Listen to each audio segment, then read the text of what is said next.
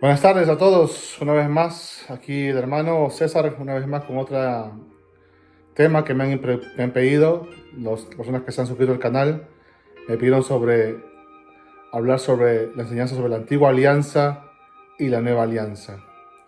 Comenzamos esta enseñanza en el nombre del Padre, del Hijo y del Espíritu Santo. Amén. Decimos todos juntos: Dios te salve María, llena eres de gracia, Señor es contigo, bendita eres tú de todas las mujeres, y bendito es el fruto de tu vientre Jesús.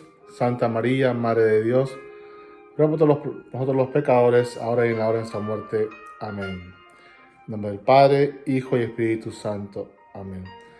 Vamos a ver que durante la historia de la salvación, en la Sagrada Escritura, el Dios Padre Celestial hace varias alianzas durante específicos momentos con ciertas personas. Vamos a ver que la primera alianza que Dios hace es con una pareja santa, que es Adán y Eva. Luego la siguiente alianza que Dios hace es con Noé y su familia, o sea, una familia santa. La siguiente alianza que Dios hace ahora es con una tribu, con el patriarca Abraham, o sea, una tribu santa. De ahí llega al tiempo, después de ahí llega al pueblo de Israel, ¿sí? Con Moisés, hace una alianza con una nación santa. Y después llega el tiempo del rey David, del reino davídico, donde vendría el linaje de David, vendría el Mesías. Es decir, Dios hace un pacto, un convenio sagrado, una alianza. ¿Con quién? Con un reino santo. Y finalmente, hasta el tiempo del Mesías, que sería la Iglesia Santa, Católica y Apostólica. Entonces, repito, hace una alianza con una pareja santa, Adán y Eva, luego con Noé y su familia, una familia santa, luego con Abraham, una tribu santa, de ahí pasa a una nación santa a través del pueblo de Israel, y luego a reino santo a través del reino davídico, y a una santa iglesia católica apostólica por la venida del Mesías. Entonces, cuando preguntamos qué es una alianza en la teología católica es más que un pacto. ¿Un pacto? ¿Qué es un pacto? Un pacto es una unión formal entre dos personas para cumplir un propósito. Pero en un pacto entre dos personas formal, sí, se puede romper. Más la alianza que Dios hace en la historia de la salvación, desde el Génesis hasta el Nuevo Testamento, con la venida de Cristo, ¿sí? Vemos que es un vínculo sagrado, forjado por Dios a través de la historia y es perfeccionado en Cristo, ¿sí? Entonces vamos a ir a la carta de los Hebreos, del capítulo 10, versículo del 8 al 12, que le explica claramente la antigua alianza y la nueva alianza. Hebreos capítulo 10, versículo del 8 al 12. Comienza por decir: no quisiste sacrificios ni ofrendas, ni te agradaron holocaustos o sacrificios por el pecado. Y sin embargo, esto es lo que pedía la ley. Entonces, sigue: aquí estoy yo para hacer tu voluntad. Con esto anula el primer orden de las cosas para establecer el segundo. Esta voluntad de Dios de que habla es que seamos santificados por la ofrenda única del cuerpo de Cristo Jesús. Los sacerdotes están al servicio diariamente para cumplir su oficio, ofreciendo repetidas veces los mismos sacrificios que nunca tienen el poder de quitar los pecados. Cristo, por el contrario, ofreció por los pecados un único y definitivo sacrificio y sentó a la derecha de Dios. Palabra de Dios, te alabamos, Señor. Entonces vemos aquí que Dios dice que Dios anula la primera alianza, la antigua alianza. ¿Qué consistía la antigua alianza? Hemos explicado. La antigua alianza era cuando en un día específico del pueblo de Israel, en el calendario judío, hacían un día de reconciliación a nivel comunitario. Y ahí entraba, ¿quién entraba? Entraba el sumo sacerdote, quien en ese momento en el pueblo de Israel era, en el tiempo de Moisés, era Aarón. Cuando Aarón entraba al templo, ¿sí? Le llamaban el tabernáculo. Entonces la parte de afuera era donde se hacía el sacrificio, ¿sí? Y cuando Aarón entraba al lugar más santo, ¿sí? Era porque iba a ofrecer el perdón de los pecados por todo el pueblo. Entonces, ¿en qué consistía esto? Aarón traía, o el sumo sacerdote traía, vamos a decir, el sumo sacerdote traía dos chivos. Un chivo que era para el sacrificio, para matarlo, y el otro era para que le pasaran los pecados de esta manera. La persona ponía su cabeza encima del chivo y en ese momento le pasaba todos los pecados.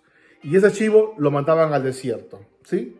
Entonces, no solamente hacía eso Aarón, el sumo sacerdote, en ese momento, sino también habían 2 chivos más que eran ofrecidos por el pueblo. Entonces, era una reconciliación a nivel comunitaria. Entonces, al primer chivo lo mataban, lo sacrificaban, ¿sí? ¿Dónde? Afuera. ¿Afuera de dónde? Del templo. Dentro del templo habían 3 zonas, la parte externa y la parte interna, que era la parte santa, y la parte más santa donde estaba aquí el arca de la nueva alianza. Ahí solamente podía entrar el sumo sacerdote. Entonces vamos a explicar esto claramente, porque en ese momento, cuando se mataba al primer chivo por el sacrificio de los pecados del pueblo, la sangre la rociaban en el altar como una manera de expiación de pecados del pueblo, y luego el sumo sacerdote agarraba esa sangre y se la echaba al pueblo. Éxodo capítulo 24, lo pueden leer, ¿sí? Entonces, en ese momento, el pueblo quedaba limpio de sus pecados a nivel comunitario. Entonces, ¿cuántos? Eran 2 chivos. Entonces, el segundo chivo, el sacerdote, por medio de este derramamiento de sangre, él pasaba los pecados del pueblo, y luego al chivo lo mandaban afuera del desierto, y ahí se iba todos los pecados. El pueblo quedaba completamente limpio. Muy bien. Por eso que en Hebreos 10, 8, 12 dice lo siguiente: con esto anula el primer orden de las cosas para establecer el segundo. ¿En qué consistía? Miren lo que dice aquí. La voluntad de Dios es que seamos santificados por la ofrenda única del cuerpo de Cristo. O sea que Cristo es ahora ese cordero, ese chivo expiatorio, ¿sí? Vamos a ver que a Cristo, cuando Cristo es condenado, Él camina, Él es juzgado, ¿sí? Ahí en el pretorio romano, ¿sí? Y en ese momento Jesús es llevado al desierto a cargar su cruz, y Él muere en el monte Gólgota, que le llamaban la calavera. ¿Y por qué le llamaban la calavera? Porque tenía forma de la calavera, ¿sí? Entonces Jesús muere en el desierto. ¿Y por qué es importante esto? Porque vamos a explicarlo bien. San Justino Mártir, padre de la iglesia, en el siglo II dijo lo siguiente: así como el chivo era enviado al desierto cargado de los pecados del pueblo, ¿se acuerdan que los pasaban? ¿Sí? Así Cristo fue llevado fuera de Jerusalén, del templo de Jerusalén, y allí ofreció su vida por la expiación. Entonces Cristo es quien es el cordero sacrificado de expiación de pecados, ¿sí? Él, nuestro Señor Jesucristo, ¿no es cierto? Entonces Él fue llevado afuera del templo de Jerusalén, cargando la cruz, por los pecados de toda la humanidad, la que existía y la que existe y la que vendrá. Todos esos pecados Jesús los llevaba en su carga. ¿Dónde? Fuera del templo, para que el templo no fuera, le dicen que no fuera manchado, ¿sí? Manchado. Hay otra palabra, pero se me va en este momento. En fin, Jesús es llevado afuera y Él muere en el Calvario, en el monte Gólgota, que en el tiempo de Abraham se llamaba el tiempo Moriah, el monte Moriah, donde Abraham, ¿se acuerdan del tema de Abraham? El tema de Abraham, que espero que lo hayan visto, el tema de Abraham, él va a sacrificar a Isaac, y Dios le dice: no lo sacrifiques, y le da un cordero para que sea sacrificado. Nos da la pauta de lo que vendría después, ¿sí?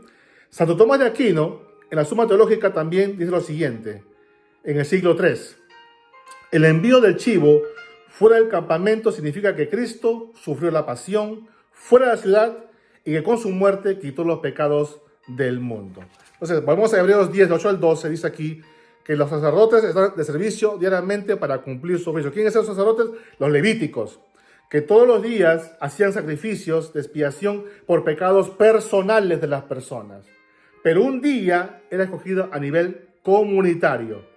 Y dice aquí que esos sacerdotes ofrecían repetidas veces los mismos sacrificios, que nunca tienen el poder de quitar los pecados. Nuevo Testamento dice así: aquí estoy yo para hacer tu voluntad. Ese es Cristo Jesús. Cristo, por el contrario, ofreció por los pecados un único y definitivo sacrificio y se sentó a la derecha de Dios. Muy bien. Vemos aquí vemos cómo se cumple la promesa de la antigua alianza. La antigua alianza queda ya anulada por medio del sacrificio de Cristo, que es la nueva alianza. En Hebreos 8:13 capítulo 8, versículo 13, es lo siguiente. Hebreos capítulo 8, versículo 13. Se nos habla de una alianza nueva, lo que significa que la primera ha quedado anticuada, no anulada, anticuada, ¿sí? Y lo que es anticuado y viejo está a punto de desaparecer. De ahí que en Jeremías capítulo 31, versículo 31-34, Dios dice lo siguiente, vamos a decir lo más importante. Todo es importante, pero lo que dice el Señor es más importante. Dice así, dice Dios, pondré mi ley dentro de ellos y sobre sus corazones las escribiré. Entonces yo seré su Dios y ellos serán mi pueblo. Todos me conocerán, desde el más pequeño hasta el más grande, pues perdonaré la maldad y no me recordaré más su pecado. Palabra de Dios, te la damos, Señor. Entonces, desde el Antiguo Testamento ya existía que vendría un nuevo profeta, un profeta al mismo nivel de Moisés. Si Moisés libertaba a un pueblo de Israel, una alianza con una nación santa, Jesús, el Mesías, el profeta, el Hijo de Dios, liberaría ahora, sería el nuevo Moisés, quien llevaría a nosotros a la vida eterna. Moisés llevaría al pueblo de Israel a la tierra prometida, en esa jornada a la tierra prometida. Ahora, vamos a entender un poquito más de esto. En Hebreos capítulo 10, versículos 5 al 7, dice lo siguiente: no te agradaron los holocaustos ni los sacrificios por el pecado. Entonces Cristo dijo, aquí estoy yo, oh Dios, como un capítulo del libro está escrito de mí. Jesús dice, está escrito de mí para hacer tu voluntad. Palabra de Dios, te la damos. Entonces Dios, Jesús, es encarnado en la Virgen María para ser quien cumpla, ¿sí?, lo que se decía del Mesías, que vendría la nueva alianza, Ahora, vamos a ver aquí que es importante que en el convenio que Dios hace con Noé, se queda un signo que se llama el arco iris. ¿Se acuerdan del arco iris después del diluvio? Miren qué linda historia de salvación. Luego, el convenio que hace con Abraham en el tiempo de los patriarcas. El signo, ¿cuál era? La circuncisión, donde el primer hijo de todo varón judío era circuncidado y era considerado parte del pueblo de Dios. El siguiente alianza es con Moisés, en el monte Sinaí, donde le entrega la ley, de Dios. ¿Sí? Le dice, aquí está la ley, los 10 mandamientos. ¿Sí? Y de ahí viene el siguiente alianza con el reino davídico, donde sería un trono eterno, como explicamos al principio. Y luego, a través del Antiguo Testamento, vendría la alianza profética con Jeremías y Ezequiel, donde dice que nos daría un corazón nuevo. La antigua alianza, la ley estaba escrita en piedra, mas en la nueva alianza está escrita ¿dónde? En el corazón. La antigua alianza demandaba sacrificios de animales, como hemos explicado. La nueva alianza dice que un solo sacrificio, Cristo Jesús, Él es el Cordero Pascual, inmolado por los pecados de toda la humanidad. La que estaba antiguamente, la que está presente y la que vendrá. Porque Cristo es un eterno presente, ¿sí? El siguiente alianza, el mediador era ¿quién? Era Moisés, quien llevaría al pueblo de Israel a la tierra prometida. Mas Jesús nos lleva a nosotros al cielo, la puerta del cielo. La antigua alianza estaba con el pueblo de Israel. La nueva alianza es con la Iglesia Universal Católica y Apostólica. ¿Qué decimos en el credo? Creo que es una santa Iglesia Católica y Apostólica. La nueva alianza. La antigua alianza, signo, sangre de animales. La nueva alianza, la sangre de Cristo. Vamos a hablar de eso en un pocos momentos. Y finalmente, la antigua alianza, la esperanza futura de llegar a la tierra prometida. Allá, donde mana leche, tierra y miel para el pueblo de Israel, para su nación santa. Sin embargo, para la nueva alianza es la salvación realizada para toda la humanidad. Entonces vamos a ver que en Mateo capítulo 26, versículo 27, dice así: después tomó una copa, dio gracias y se la pasó diciendo, beban todos de ella. Esto es mi sangre, la sangre de la alianza, que es derramada por muchos para el perdón de sus pecados. Palabra del Señor, gloria a ti, Señor Jesús. Vemos la nueva alianza instituida por Cristo Jesús el día de Jueves Santo. La Santa Eucaristía es, efectivamente, como dijimos, la sangre de Cristo, su cuerpo, sangre, alma, divinidad. es el signo, es la verdad. Es verdad que su cuerpo, su sangre, su alma divina está presente en ese pedazo de pan, en ese vino, que cuando el sacerdote levanta las manos y dice así: levanten el corazón, lo tenemos todo levantado, ese Señor, para que el sacrificio mío y vuestro sea agradable para Dios. Y en ese momento imponen las manos sobre el pan sin levadura y la copa de vino, y en ese momento el Espíritu Santo baja con poder y hay una transubstanciación, y es el cuerpo y la sangre de Cristo presente en cada Santa Eucaristía. De ahí que en la nueva alianza usted y yo participamos en la nueva alianza cada vez que vamos a la Santa Misa. Qué hermosa invitación, que Dios en su plan de toda salvación, desde Adán y Eva hasta Jesús, nos dio un banquete celestial para participar de la nueva alianza, que usted y yo escuchamos en la plegaria eucarística número 2. El sacerdote levanta el pan y hace como una genuflexión y repite las mismas palabras de Cristo Jesús pronunciadas en la última cena.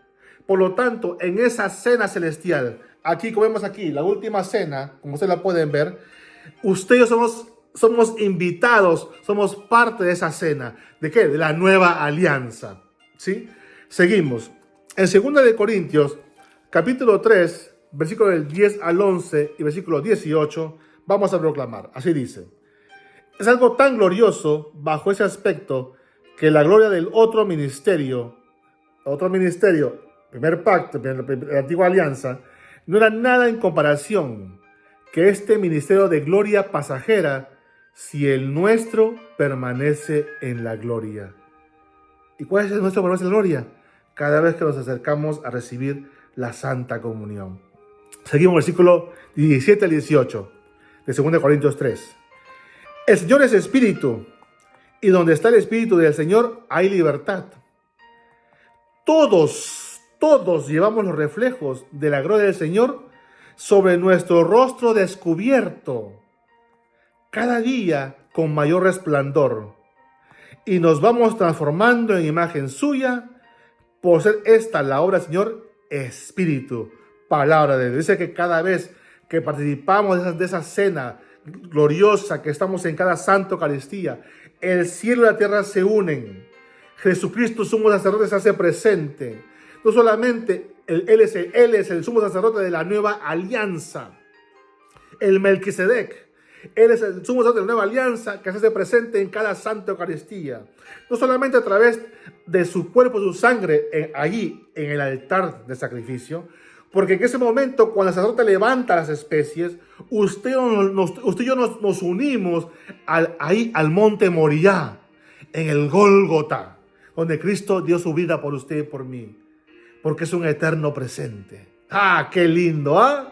Y fíjese, como somos parte de esta nueva alianza, Cristo nos hace partícipes de su ceremonia en el banquete del banquete del Cordero, le llaman de Supper of the Lamb, ¿sí? La cena del Cordero, es lo que estoy buscando, la palabra cena del Cordero, donde usted y yo, en ese momento, Jesucristo se hace presente en medio de su palabra. Jesucristo se hace presente en presente en medio del sacerdote. Él es Cristo mismo, ¿sí? Y se hace bien presente a través de nosotros, que somos bautizados e injertados al cuerpo místico de Cristo. Por lo tanto, dice aquí, para terminar, 2 Corintios 3, 14 al 15. Con todos los israelitas se volvieron ciegos. El mismo velo les oculta el sentido de la antigua alianza. Les oculta el velo, la antigua alianza, hasta el día de hoy. Y no descubren que con Cristo ya no tiene valor. Cristo es la nueva alianza. Por más que lean a Moisés, el velo cubre su entendimiento hasta hoy, pero al que se vuelva al Señor, se le quita el velo. Palabra de Dios. Entonces, para resumir lo que hemos dicho, el Catecismo Católico, numeral 433, dice lo siguiente: el nombre de Dios Salvador era invocado una sola vez al año por el sumo sacerdote para la expiación de los pecados de Israel, cuando había asperjado, o sea, había puesto todo en su orden, el propiciatorio del Santo de los Santos con la sangre del sacrificio. ahí se derramaba, con la sangre del cordero, que era parte externa del templo, se derramaba la sangre del cordero, se derramaba en el santo de los santos, ¿sí? No el más, no más santo, donde estaba la nueva alianza. Y dice, cuando San Pablo dice de Jesús que Dios lo exhibió como instrumento de propiación por su propia sangre, o sea, expiación para perdón de los pecados, significa que en su humanidad estaba Dios reconciliando al mundo consigo. Numeral 4.3.3. Y numeral 4.4.3.4 dice, la resurrección de Jesús glorifica el nombre de Dios Salvador, porque ahora en adelante el nombre de Jesús es el que manifiesta en plenitud el poder soberano del nombre que está sobre todo nombre. Los espíritus malignos temen su nombre, y en su nombre los discípulos de Jesús hacen milagros, porque todo lo que piden al Padre en su nombre, Él se lo concede. Gloria a Dios. La antigua alianza, que se sacrificaba en el templo, uno en el templo y otro que era mandado al desierto. Jesús es prácticamente el Cordero Pascual que fue expiado, que fue maltratado, que fue sacrificado, pero Él nos dio la entrada a la vida eterna. Repito, San Justino Mártir, así como el chivo era enviado al desierto cargado de los pecados del pueblo, así Cristo fue llevado fuera de Jerusalén y ahí ofreció su vida por la expiación. Santo Tomás de Aquino dice, el envío del chivo fuera del campamento significa que Cristo sufrió la pasión fuera de la ciudad y que con su muerte quitó los pecados del mundo. De ahí que, hermano, cada vez que venimos a la Santa Misa, nosotros tenemos el vestíbulo, que es el lugar fuera, el lugar donde usted entra en las escaleras, entra al vestíbulo. Y luego entra hasta el lugar santo, donde están las butacas, todos los asientos. Y luego el sacerdote entra al lugar más santo. Él llega al altar y hace el sacrificio de la Santa Misa. Usted y yo somos parte de esa nueva alianza. Que Dios me lo bendiga y que pasen todos muy buenas tardes.